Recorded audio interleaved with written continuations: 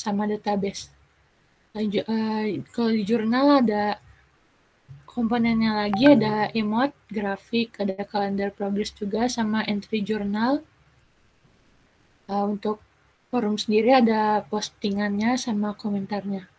Dan untuk pembelajaran etika ada materi etika yang ada isinya lagi materi sama video. Ada admin juga sendiri, terus ada soal etika yang ada soalnya dan skornya.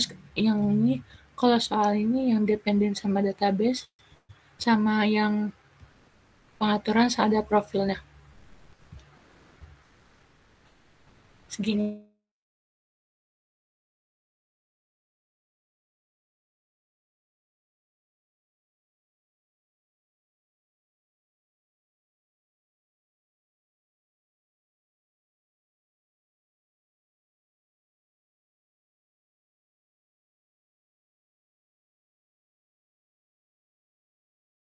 Ada pembelajaran etika, forum, jurnal, gitu kan. Soal etika, pengguna, dan juga pengaturan, gitu ya. Ya. Nah, gitu. Jadi, diingat kembali, kalau komponen diagram itu, dia bisa berasal dari kumpulan dari beberapa kelas, ya. Yang dimana mungkin, kayak kemarin ada contohnya, kalau misalnya dia di hosting nih, dia ada sebuah webnya khusus untuk si pengguna, nanti itu menjadi komponen web pengguna gitu. Nah, kita nggak perlu tahu objeknya di dalamnya apa gitu. Kalau balik lagi yang Kartika buat di komponen, ini jurnal yang kamu jadiin komponen itu jurnal, pengaturan, admin, soal etika, belajar etika, dan juga forum itu sebuah kelas gitu ya. Dan terbukti memang kelas diagram kamu juga sama gitu, dan segala kamu juga sama. Nah, jadi untuk penggambaran komponennya masih salah ini. Jadi penentuan komponennya masih salah gitu. Yang benarnya hanya database-nya aja yang menjadi sebuah komponen. Nah, jadi gambarannya dari yang cerita Kartika tadi, mungkin kayak tadi dibedain. Ada web ya, web untuk si ini ada pengajarnya nggak? Atau udah aja admin yang upload soal, skornya otomatis atau gimana? Iya, apa admin aja yang upload materi sama soalnya? Berarti tidak ada pengaturan dari pengajarnya ya? Tidak ada. Oke, jadi artinya ingat komponen itu ketika kalian lihat nih, perangkat lunak yang kalian bangun itu terdiri dari komponennya apa saja. Itu kayak mobil, itu ada mesin, ada ban gitu kan. Nah ini juga sama. Kalau yang Kartika berarti terdiri dari apa? Ada webnya gitu. Ada webnya, ada database-nya gitu. Mungkin web bisa dipecah lagi komponennya. Ada bagian front end, ada bagian back end. Nah, di back end ngatur apa aja nih? Ya, di back end-nya ngatur apa saja.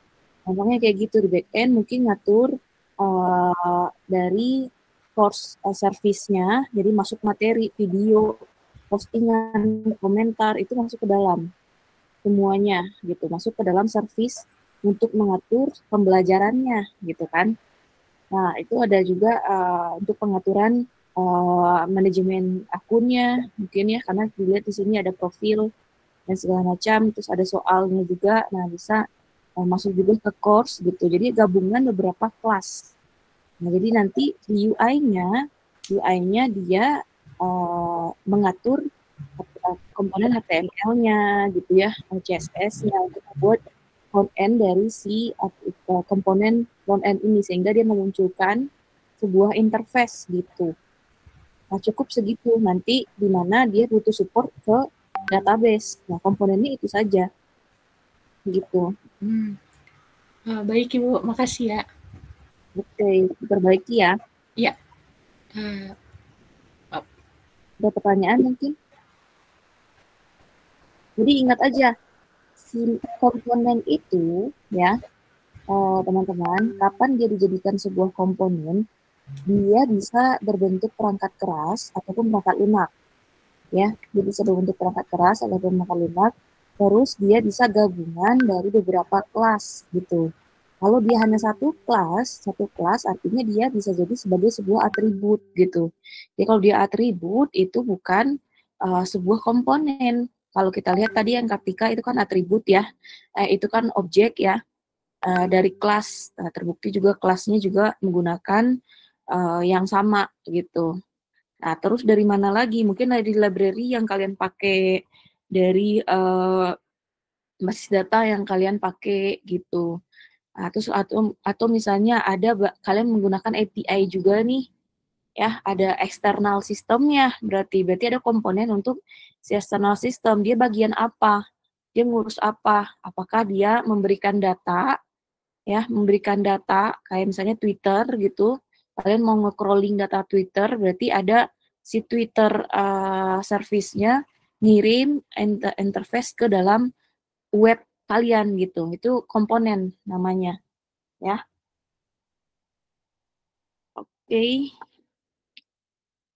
ada pertanyaan terkait dengan yang Kartika tadi atau ada masalah di kelompoknya?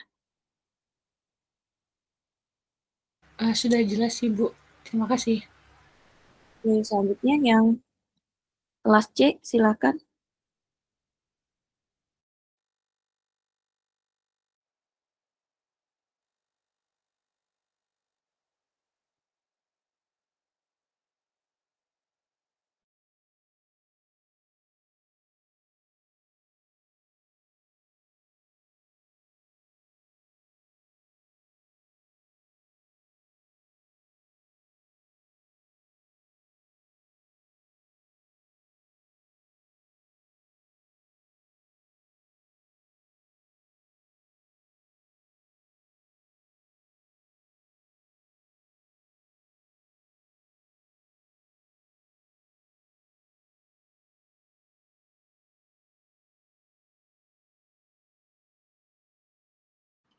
Mana yang dari kelas C?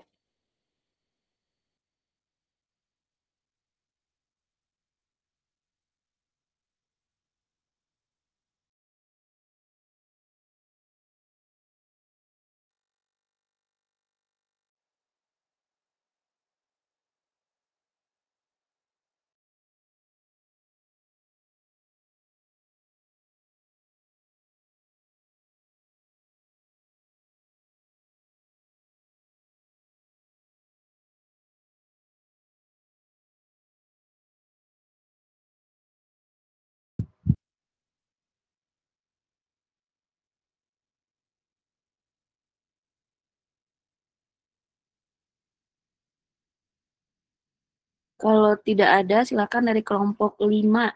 Kelompoknya Kiroman, Fauzan, Didra, sama Laras. Ini belum pernah maju ya? Sok, silakan.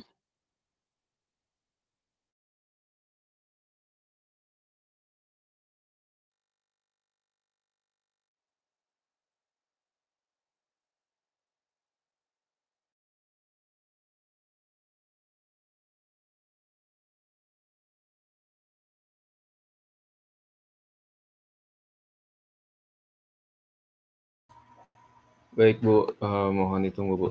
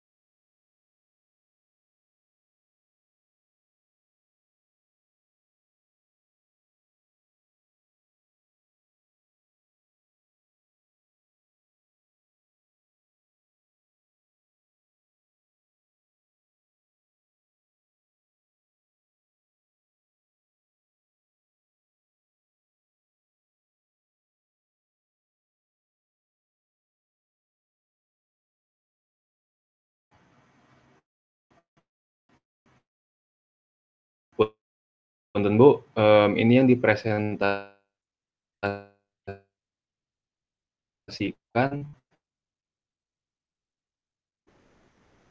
Yang komponen diagram? diagram komponen Bu ya.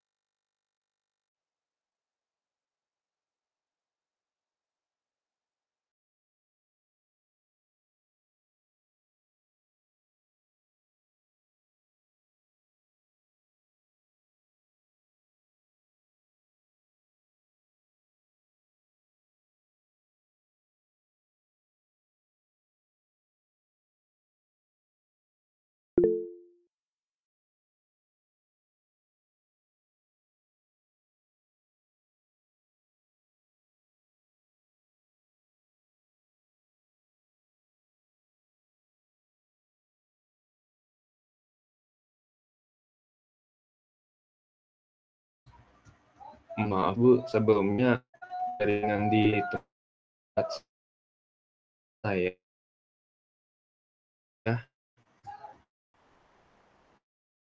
lambat sekali Bu. Misalnya menu loading Bu. Oke.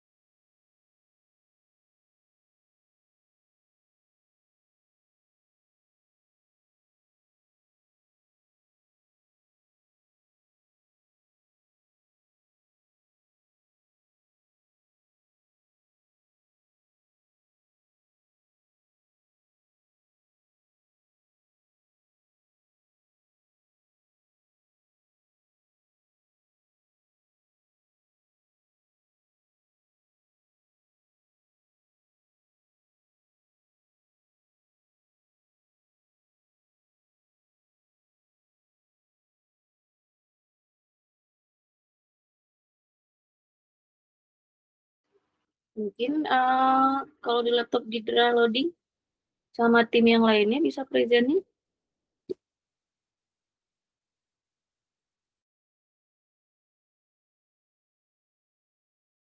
Ya, baik Bu, ini sedang dicoba Bu ya.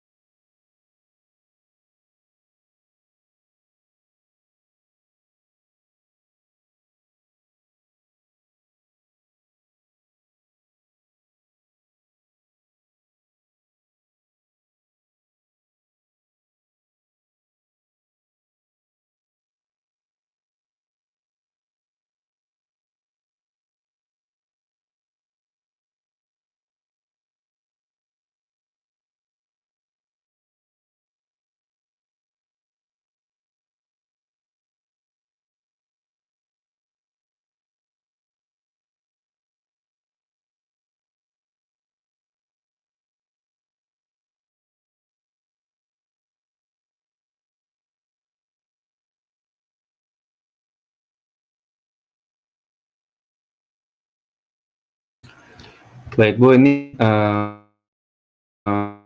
saya mau mewakili kelompok 5 yang menyaksikan diagram komponen Bu ya.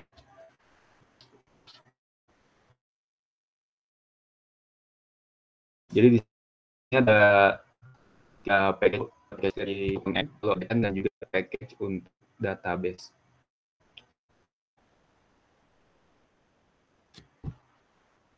Lalu di aplikasi Learning Tree ini kan kita aplikasi seperti aplikasi Google Classroom seperti itu Bu ya. Nah, jadi di package front end ini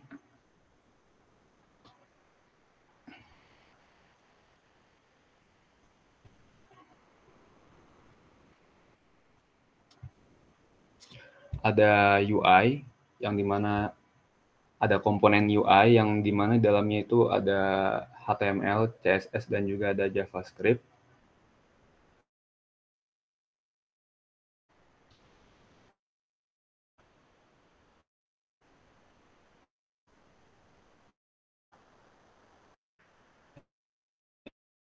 Yang dimana UI ini merupakan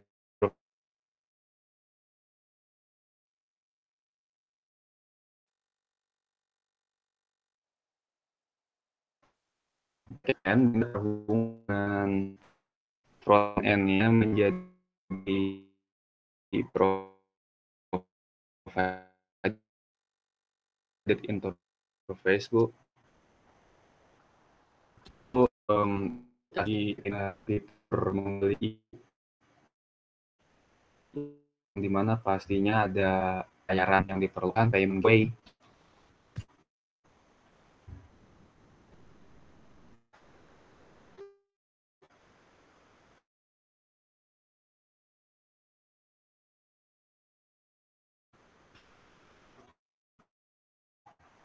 Ini apa prosesnya bagi eksternal.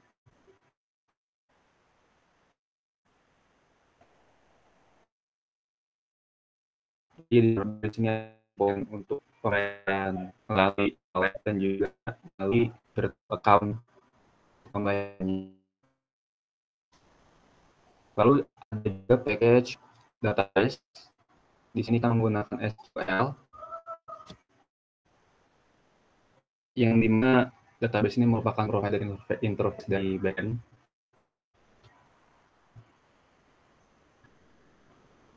Jadi di dalam skill ini terdapat data user, lalu ada data kelas, dan juga ada data tugas, Screen-nya terhenti di pembayaran juga session, login, dan logout.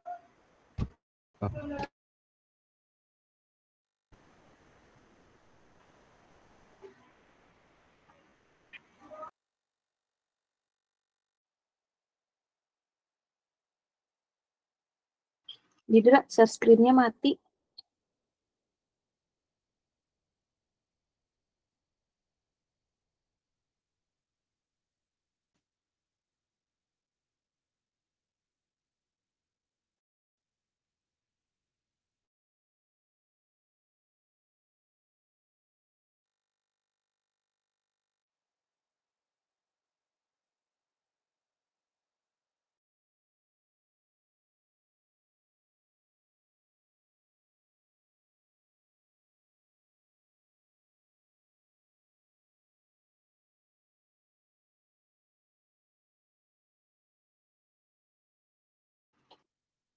Didranya juga hilang ya. Oke, Kiroman mana Kiroman? Hadir Bu. Mana coba Kiroman nggak punya filenya gitu? Saya tuh lagi di HP ini tuh Bu. Coba dulu ke yang lain. Ke siapa?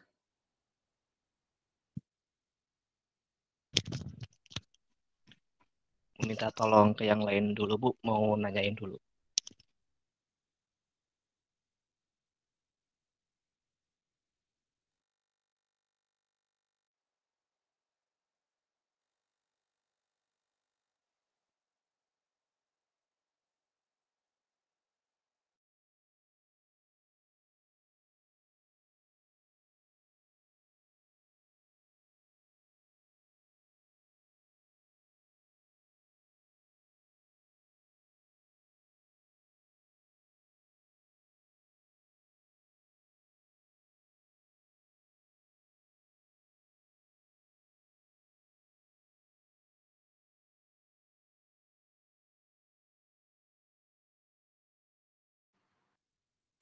Ya udah kalau memang tidak bisa mempresentasikan, kalau saya lihat tadi sekilas ya, yang punya Didra itu teman-teman lihat di bagian front end itu dia taruh kalau nggak salah tuh ada autentifikasi, manajemen dan yang lainnya gitu.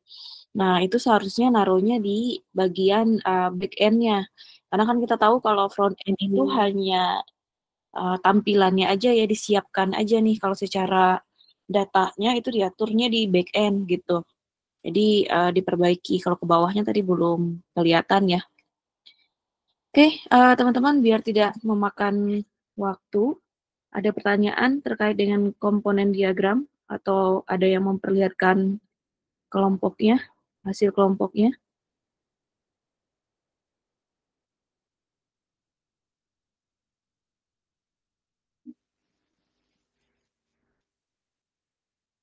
Kalau tidak ada, silahkan diperbaiki, direvisi ya.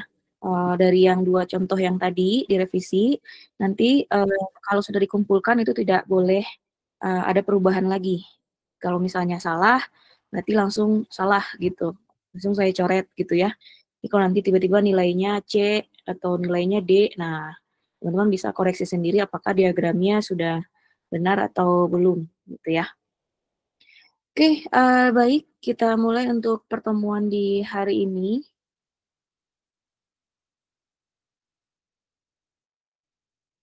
Kita akan membahas diagram UML selanjutnya, yaitu terkait dengan deployment diagram. Saya tes slide dulu ya. Ini nge-freeze nggak, teman-teman? Bisa ganti atau nge-freeze dia? Aman, Bu. Aman ya?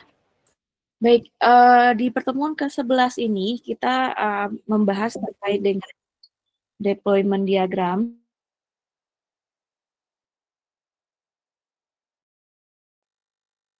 Saya balik ke Google Meet, biasanya langsung ini Meet-nya.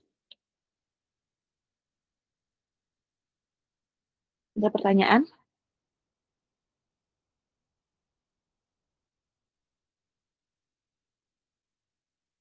Udah ada, lanjut ya.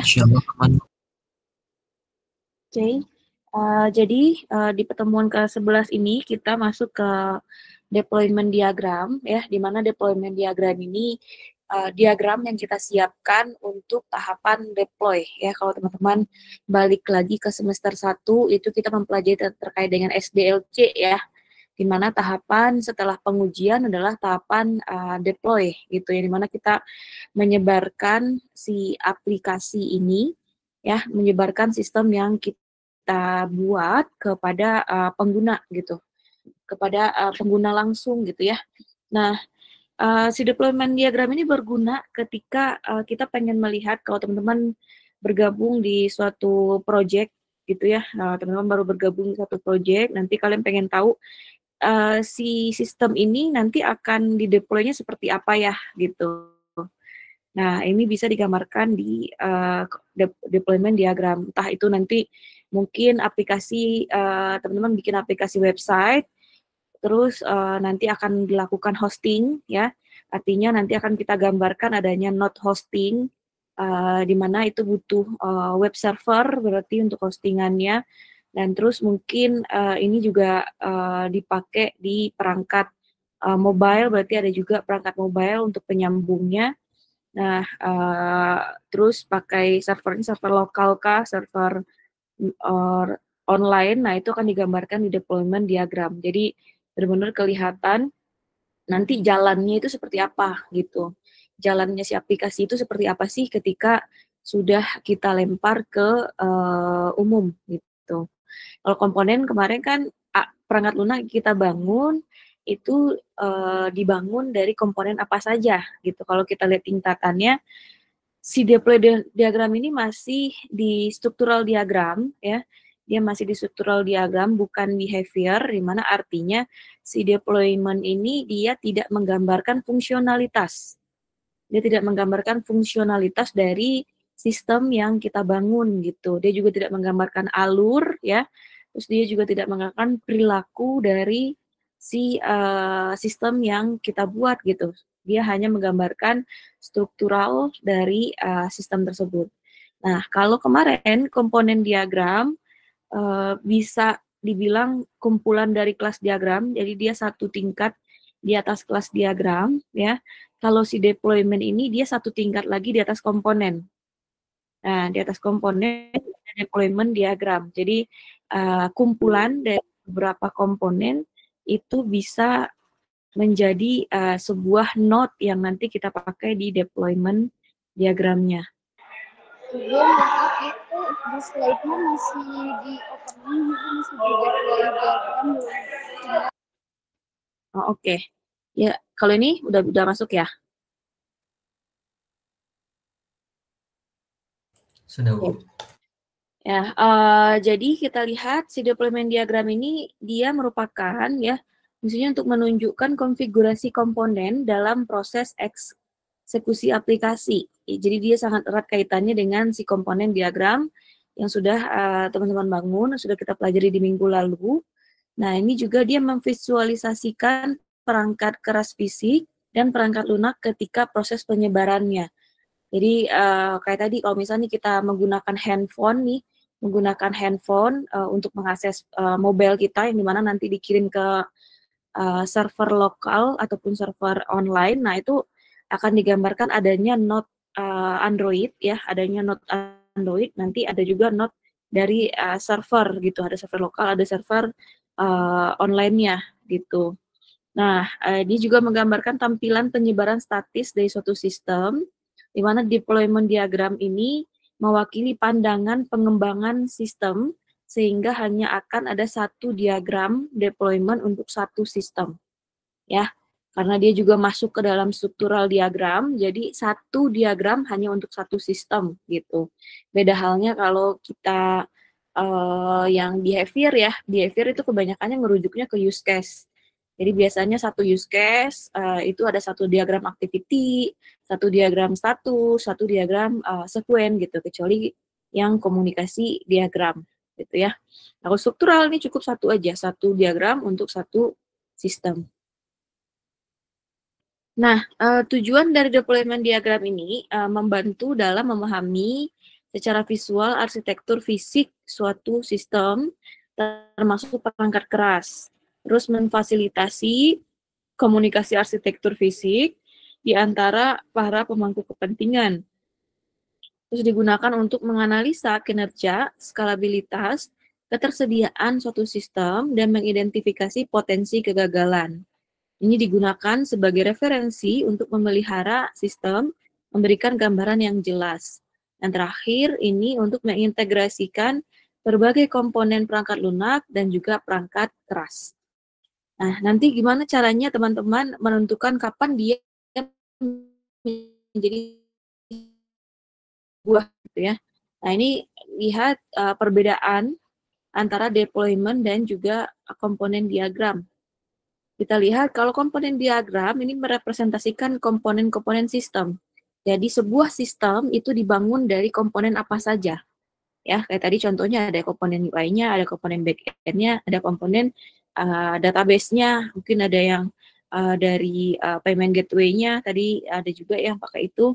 Nah, kalau deployment diagram ini menunjukkan bagaimana perangkat lunak diinstal pada komponen perangkat keras gitu.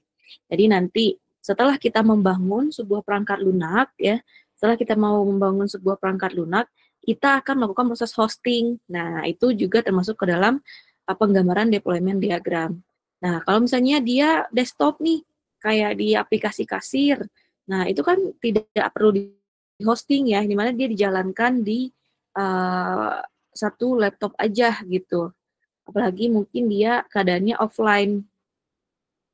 Nah, ini berarti node dari deployment-nya cuma satu gitu. Jadi dia menggambarkan adanya sebuah perangkat laptop yang akan menginstal aplikasi ini, gitu, akan menggunakan aplikasi ini. Itu untuk si deploy ya. Jadi deploy dan komponen diagram ini saling terkait erat satu sama lunak dan juga perangkat keras. Nah, ini bagaimana sih cara menentukan deployment diagram ini? Nah, teman-teman harus menjawab beberapa pertanyaan. yang ada di list ini. Jadi kalau terjawab pertanyaannya, teman-teman udah bisa menggambarkan si deploy diagram ini. Yang pertama adalah pertanyaan yang harus terjawab, identifikasi ruang lingkup dulu. Lingkup modelnya itu seperti apa? Apakah dari sistem dalam organisasi hanya menggunakan satu aplikasi yang terintegrasi? Atau dia ada integrasi dengan perangkat keras atau dengan perangkat lunak yang lainnya? Nah, itu yang teman-teman gambarkan. Terus perhatikan hal-hal teknis yang dasar. Di antaranya adalah apakah sistem yang ada perlu ada interaksi sehingga harus diintegrasikan dengan praktis. Nah, ini contohnya ya. Terus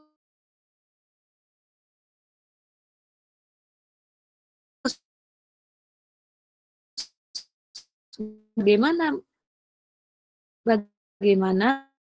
dia bisa menggunakan sharing file dan lain-lainnya. Terus sistem operasi, perangkat komunikasi dan jenis protokol apa yang akan digunakan. Jadi kalau misalnya pakai TCP/IP, ya itu digambarkan nanti di dalam si deployment diagram ini gitu. Jadi kalau misalnya dia pakai protokol HTTP atau pakai protokolnya HTTPS, portnya port berapa, nah itu digambarkan di dalam deployment diagram. Nanti kita akan gambarkan contohnya. Terus apakah perangkat lunak dan perangkat keras akan langsung berhubungan dengan pengguna? Dan bagaimana sistem keamanannya? Yang ketiga, pertanyaannya yang harus terjawab adalah ini mengidentifikasikan arsitektur jaringan, misalnya apakah akan menggunakan aplikasi server terpusat atau terdistribusi sehingga tingkat distribusi aplikasinya 2-tier atau 3-tier. Nah, ini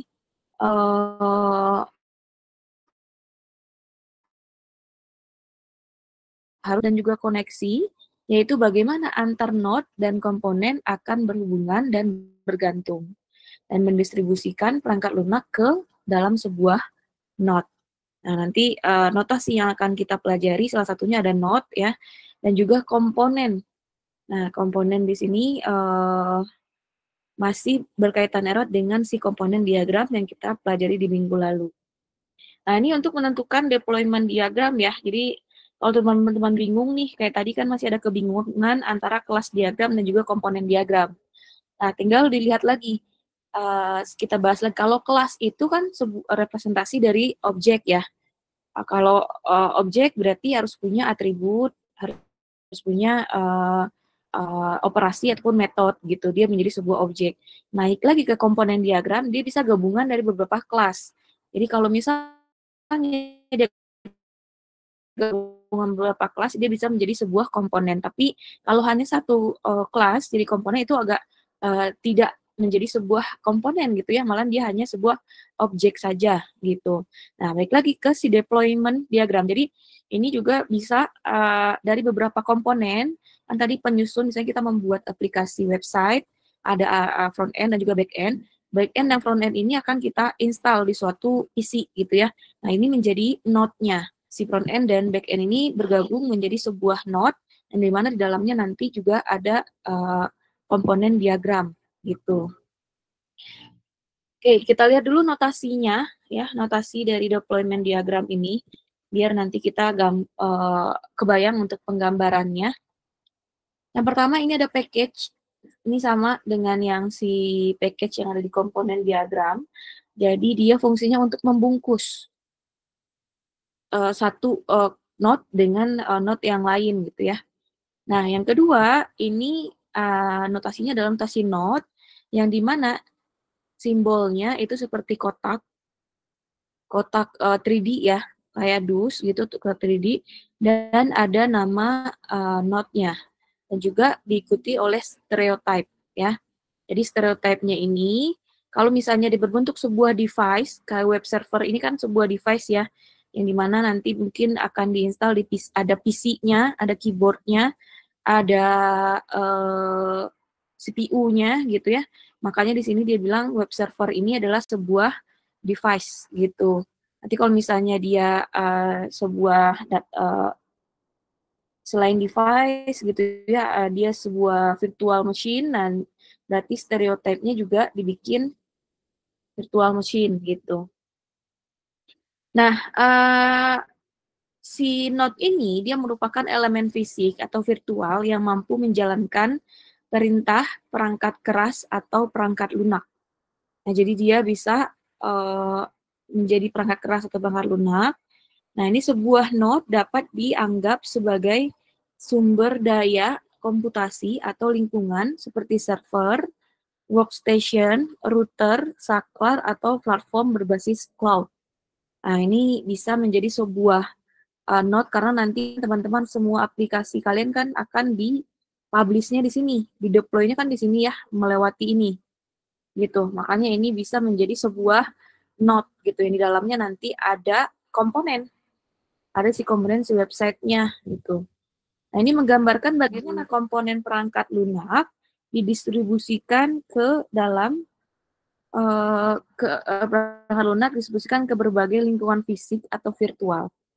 Nah, ini ketentuannya adalah jika di dalam node disertakan komponen untuk mengkonsistenkan rancangan, maka komponen yang diikutsertakan harus sesuai dengan komponen yang telah didefinisikan sebelumnya pada diagram komponen. Nah, jadi untuk si node ini, penggambarannya tidak selalu harus ada komponen di dalamnya. Dia boleh bentuknya hanya seperti ini saja. Bentuk seperti ini aja, mungkin ditambahkan stereotype, dan mungkin nanti juga ada artefak ya yang kita akan pelajari, ada sebuah artefak di dalamnya. Jadi tidak selalu di dalam sebuah node itu tidak selalu ada komponen. Dan kalau misalnya ada komponen, teman-teman pengen menunjukkan komponen apa saja yang ada di node itu, harus konsisten dengan yang komponen diagram gitu. Jadi nggak boleh tiba-tiba ada, tiba-tiba muncul komponennya, padahal di komponen diagram itu sebelumnya tidak ada, gitu ya. Nah, notasi berikutnya itu adalah komponen.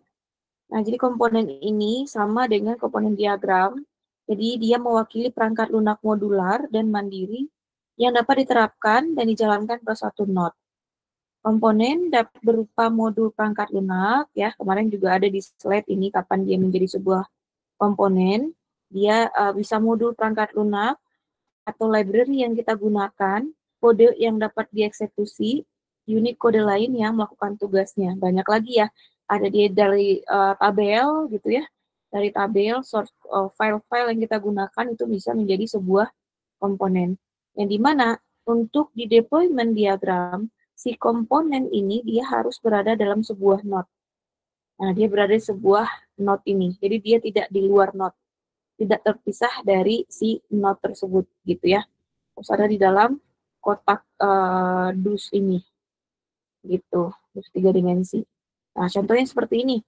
Tadi kita mempunyai node device cloud provider di mana semuanya akan kita hosting gitu ya, akan kita lakukan secara online.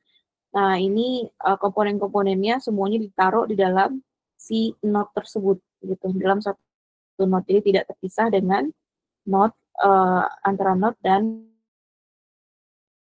komponen. Nah, notasi berikutnya itu ada artefak. Artefak ini yang di dalam sini, di dalam si komponen. Tapi artefak juga bisa ada tanpa komponen ya. Jadi bentuknya nanti ada sebuah node gitu ya. Ada sebuah node, nanti langsung ada artefaknya. Ini juga memungkinkan ya. Jadi dia tidak selalu ada di dalam sebuah komponen gitu. Nah, si artefak ini fungsinya untuk apa? Ini mewakili item yang digunakan untuk memproduksi, yang digunakan atau diproduksi dalam perangkat lunak sistem yang sedang diterapkan. Nah, artefak ini mewakili semua jenis sumber daya fisik dan digital, seperti kode, ya, terus file, konfigurasi berkas, library, file yang dapat dieksekusi, script, dan juga tabel atau dokumentasi dari basis data. Jadi kalau misalnya kita pakai komponen, ya, ada artefak dalam itu boleh, tapi kalau langsung artefak juga boleh karena dia juga menunjukkan hal ini, yang dimana di ini juga bagian dari si komponen gitu. Nah, notasi berikutnya ada di dependensi, ya, notasi dependensi, ini ketergantungan antara satu node dengan node yang lain. Jadi modelkan dengan garis terputus dan panah terbuka. Jadi fungsinya sama dengan yang di komponen diagram. Jadi dia menunjuk ke arah node yang dibutuhkan, ya. Jadi ini ada sebuah node nanti 3D, ya. Nah, dia menunjuk ke node yang dependensinya, yang dibutuhkannya itu ke mana. Jadi kalau kita buat di sini ada node A, ini ada node B, artinya si A membutuhkan B untuk menjalankan fungsinya. Nah, itu fungsi dari dependensi. Selain dependensi ada relasi asosiasi, di mana relasi asosiasi ini menggunakan panah, bukan panah ya, garis lurus saja tanpa ada relasi yang ada dalam deployment diagram gitu ya. Kita coba contohkan implementasi dari notasi ini. Nah, contohnya adalah mungkin kita bisa ambil kasus aplikasi Android tadi ya. Kita ambil aplikasi Android tadi, nanti kita akan coba hosting si Android-nya. Ya, kita coba hosting si Android-nya dari sebuah server dan ya pastinya pakai sebuah database ya. Nah, untuk kasus seperti itu, kemarin teman-teman pastinya sudah membuat komponen diagramnya. Ada front end, ada back end, dan lain-lainnya gitu ya. Sekarang kita akan coba bikin si deployment diagramnya. Jadi aplikasi, sistem yang kita buat itu nanti akan dijalankan di suatu device Android. Ini kasus untuk ketika aplikasi Android ya. Nah, caranya langsung bikin sebuah node, karena device Android, stereotype-nya berarti device. Terus kita kasih namanya. Namanya apa? Android mungkin ya. Android mobile. Android mobile device. Nah, ini cukup, penggambaran cukup seperti ini. Tapi kalau teman-teman mau tambahkan komponen di dalamnya itu juga boleh. Ya, tambahkan komponen. Nah, mungkin nanti komponennya itu ada komponen si front end-nya. Ingat, dia harus konsisten dengan si komponen diagram yang kemarin, gitu. Nah, ini adalah si komponen yang lainnya, gitu ya. Nah, nanti si aplikasi ini kan di view ya. Datanya kan kita hosting di suatu server. Nah, server kan bentuknya juga device ya. Tadi karena ada PC, nah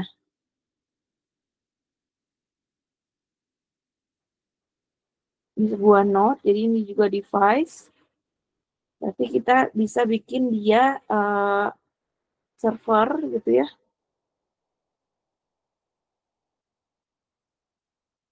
Server aplikasi mungkin ya. Server aplikasi.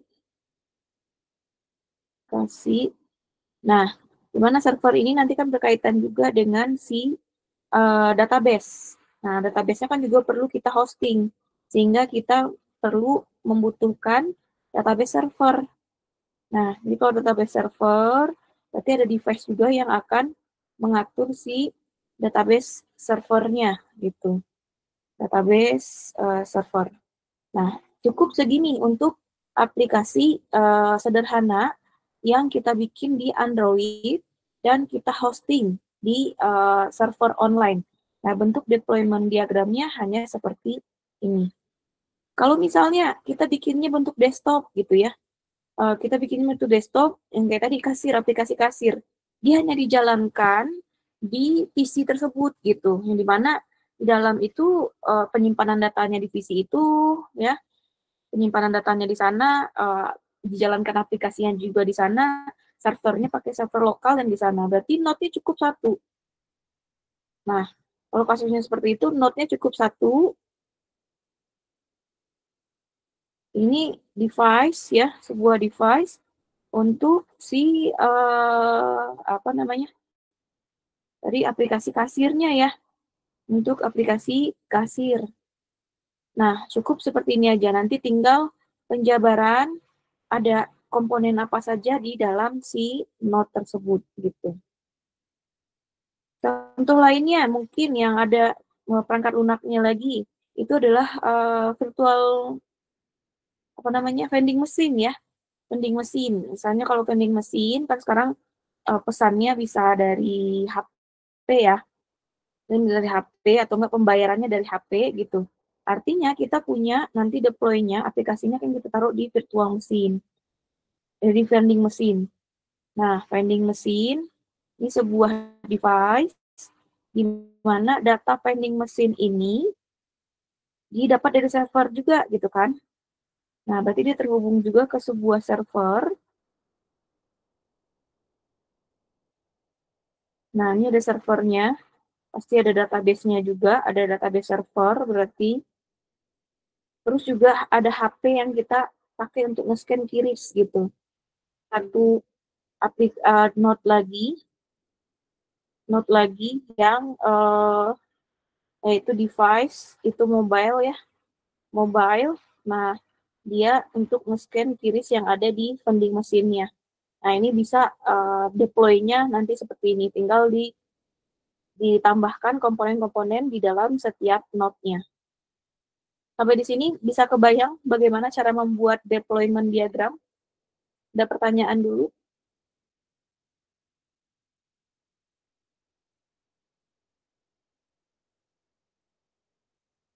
Jadi dia beda dengan komponen ya. Kalau komponen, dia menunjukkan komponen apa saja yang membangun sistem itu. Tapi kalau misalnya si deployment diagram ini, bagaimana sistem ini diinstal atau bagaimana sistem ini nanti akan dipublish gitu. Ketika dipublish itu bentuknya seperti apa gitu. Nah, itu untuk deployment diagram. Sini ada pertanyaan dulu, bisa dipahami teman-teman?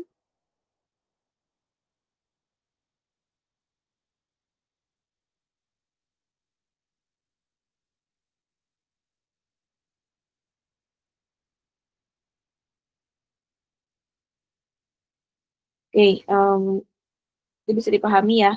Nah, sekarang kita lihat contoh yang lainnya. Contoh yang lainnya yang pertama adalah ingat kasus online shopping yang kemarin. Ya, kasus online shopping ada di komponen diagram. Saya masih menggunakan contoh yang sama, di mana kemarin online shoppingnya di gambarnya warna pink juga. Itu kan ada dia front end, ada back end. Di dalam front end-nya ada UI ya, ada service-nya. Di back end-nya juga ada business layer, ada produk gitu ya. Kalau nggak salah itu ada payment lagi, nanti disupport komponen dengan payment gateway, ada Elasticsearch, ada juga database gitu. Nah, untuk menjadikan dia sebagai deploy ketika nanti dia diinstal, nah bentuknya seperti ini. Dia hanya terdiri dari 2 node. Ya, dia terdiri dari 2 node. Yang pertama dia buat di sini. Ini virtual mesin. Dia di hosting juga, sehingga ada web server ya, dalamnya ada komponen front end sama komponen back end, dan juga dia pakai artifaknya React app. Kalau di sini dia pakai JS untuk membuat si back end-nya ya. Untuk membuat si back end-nya dia pakai kodenya itu pakai C#. Nah, terus dia ada dependensi terhadap database server ya, database server, dan dalamnya kemarin ada database, berarti artinya di sini ada dia menunjukkan database-nya pakai SQL Server. Cukup seperti ini saja untuk penggambaran komponen deployment diagram dari komponen diagram yang kita pelajari di minggu lalu ya, di kasus online shopping. Nah, ini juga saya punya contoh kedua, ini kalau dijalankan di klien dan server. Ada aplikasi klien dan server. Nah, di mana di sini ada 2 klien. Juga dijelaskan antara satu klien dengan server itu protokolnya pakai apa gitu. Nah, di sini dilihatkan ada pakai TCP IP ya. Jadi secara kapan ada yang menentukan deployment itu, salah satu pertanyaannya adalah dia dikirim pakai protokol apa, ya kan? Nah, itu dijelaskan di sini dia pakai TCP IP gitu. Nah, untuk si node-nya, ini ada klien pertama, ada juga yang klien main-nya, klien kedua, di mana sama-sama mengakses ke dalam sebuah server, ya. Dalam sebuah server, terus di dalamnya menunjukkan adanya artefak-artefak gitu. Nah, jadi dia tidak menunjukkan komponen, tapi menunjukkan sebuah artefak-artefak yang jalan di server tersebut. Yang terakhir ini, kalau tadi kita bicara aplikasi berbasis mobile, yang saya gambarkan, kalau ini website. Ya, kalau website berarti dia tidak punya Android gitu kan, Android mobile device-nya itu nggak ada gitu kan. Jadi langsung ke web server. Langsung web server. Nah, nanti web server berkaitan dengan si database server dan dia punya web browser sebagai tempat si end user mengakses si server ini. Nah, jadi penggambaran seperti ini jangan lupa kalau dibutuhkan adanya protokol gitu ya, atau ada port, atau mungkin dia pakai HTTP. Nah, ini juga ditulis di sini, kayak HTTP gitu, port 80 gitu. Oke, sampai di sini ada pertanyaan untuk deployment diagram? Bisa dipahami, boleh ditanyakan kalau masih bingung.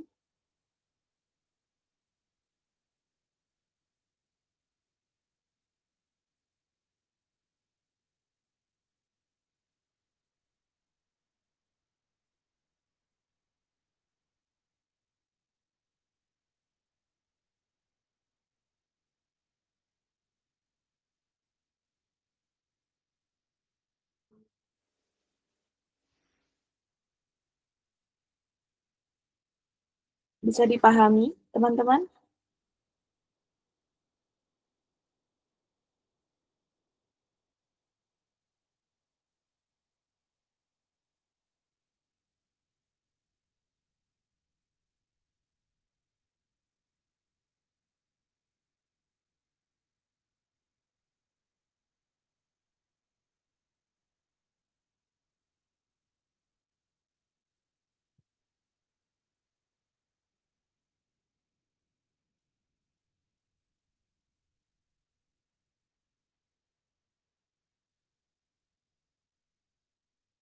Kalau sudah tidak ada pertanyaan, mungkin semuanya sudah paham ya. Jadi silakan dilanjut untuk penggambaran deployment diagram di studi kasus masing-masing kelompok. Seperti biasa, minggu depan kita bahas lagi untuk deployment diagramnya. Dan saya harap kelompok yang presentasi itu sudah siap ya. Saya tidak mau lagi memakan waktu banyak, teman-teman, untuk kalian menunggu siapa yang mau presentasi gitu. Saya titip kepada para PJ untuk mengelolanya ya, yang mengatur kelompok yang akan presentasinya siapa. Ya, Raffi sama Didra silakan dikoordinasikan. Jadi tidak ada waktu untuk menunggu siapa yang akan presentasi gitu ya, karena kan lumayan memakan waktu gitu kita, padahal waktunya bisa kita pakai untuk diskusi, tapi terbuang sia-sia hanya karena menunggu saja gitu. Dan saya harap juga banyak diskusi ya dari teman-teman. Boleh nanyain, mungkin kita bahas komponen diagram nih. Kalian masih bingung di komunikasi diagram atau masih bingung di sekuen, itu sangat boleh sekali untuk kita diskusikan gitu ya. Oke, kalau seperti itu kita akhiri untuk pertemuan di hari ini dengan bacakan hamdalah.